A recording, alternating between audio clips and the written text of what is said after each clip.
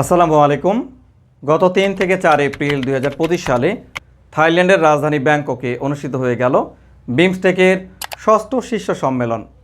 আর এই সম্মেলনে বাংলাদেশের অন্তর্বর্তীকালীন সরকারের প্রধান উপদেষ্টা ডক্টর মোহাম্মদ ইউনূস সহ দক্ষিণ ও দক্ষিণ পূর্ব এশিয়ার 7টি দেশের সরকার প্রধানরা উপস্থিত ছিলেন।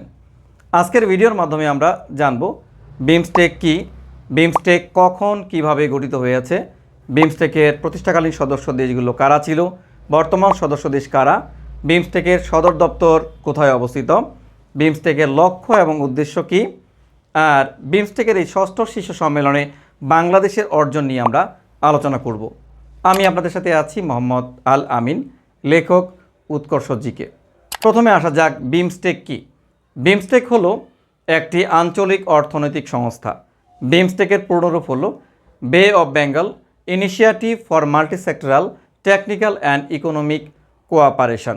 বিমস্টেক কখন কিভাবে গঠিত হয়? 6 জুন 1997 সালে ব্যাংকক ঘোষণার মাধ্যমে এই বিমস্টেক গঠিত হয়েছে। বিমস্টেকের প্রতিষ্ঠাকালীন নাম ছিল বিস্টেক, মূলত Bangladesh, India, Sri Lanka, Thailand economic cooperation. পরবর্তীতে 22 ডিসেম্বর 1997 সালে মিয়ানমার এর পূর্ণ সদস্যপদ লাভ করায় এর নামকরণ করা হয় বিমস্টেক।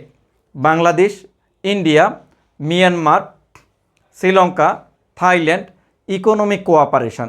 2003 সালে নেপাল এবং ভুটান এই বিমস্টেকের সদস্যপদ লাভ করায় বিমস্টেকের পূর্ণরূপটি হয়ে যায় বে of Bengal initiative for multi-sectoral technical and economic cooperation. এখন আমরা জানব যে বিমস্টেকের প্রতিষ্ঠাকালীন সদস্য দেশ কারা ছিল, বর্তমান সদস্য দেশ কারা। বিমস্টেকের প্রতিষ্ঠাকালীন সদস্য দেশ ছিল বাংলাদেশ, ভারত, শ্রীলঙ্কা এবং থাইল্যান্ড। বর্তমান বিমস্টেকের সদস্য দেশ হলো 7টি।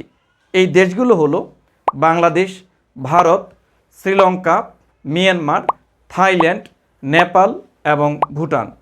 আর এই বিমস্টেকের সদর দপ্তর করা হয় ঢাকার গুলশানে। এখন আমরা জানব বিমস্টেকের লক্ষ্য এবং উদ্দেশ্য কী। বিমস্টেক মূলত বঙ্গোপসাগরের উপর নির্ভরশীল দক্ষিণ ও দক্ষিণ পূর্ব এশিয়ার মোট 7টি দেশের মধ্যে অর্থনৈতিক সহযোগিতা জোরদার করা এবং প্রযুক্তিগত সহযোগিতার জন্য বিমস্টেক গঠিত হয়েছে। বিমস্টেকের প্রধান খাত রয়েছে 14টি। বিমস্টেকের ষষ্ঠ শীর্ষ সম্মেলনে বাংলাদেশের অর্জন কী? এই সম্মেলনের মাধ্যমে বাংলাদেশের গুরুত্বপূর্ণ কিছু অর্জন অর্জিত হয়েছে। তার মধ্যে 1 নাম্বার হলো বিমস্টেকের চেয়ারম্যানশিপ গ্রহণ করেছে বাংলাদেশ। আগামী 2 বছরের জন্য বাংলাদেশ বিমস্টেকের চেয়ারম্যানের দায়িত্ব পালন করবে। 2 নাম্বার, রোহিঙ্গা প্রত্যাবাসনে গুরুত্বপূর্ণ অগ্রগতি সাধন। বাংলাদেশে অবস্থানরত রোহিঙ্গাদের মধ্য থেকে 1,80,000 রোহিঙ্গাকে মিয়ানমারে তার নিজ দেশে ফিরিয়ে নেওয়ার জন্য ইতিমধ্যে মিয়ানমার সম্মতি প্রদান করেছে।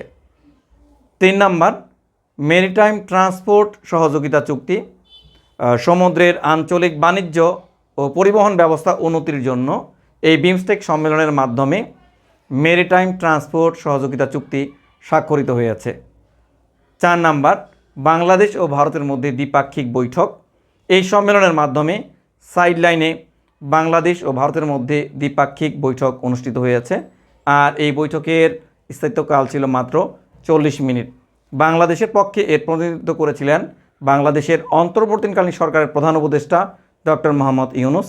অন্যদিকে ভারতের পক্ষে ছিলেন ভারতের প্রধানমন্ত্রী নরেন্দ্র মোদী।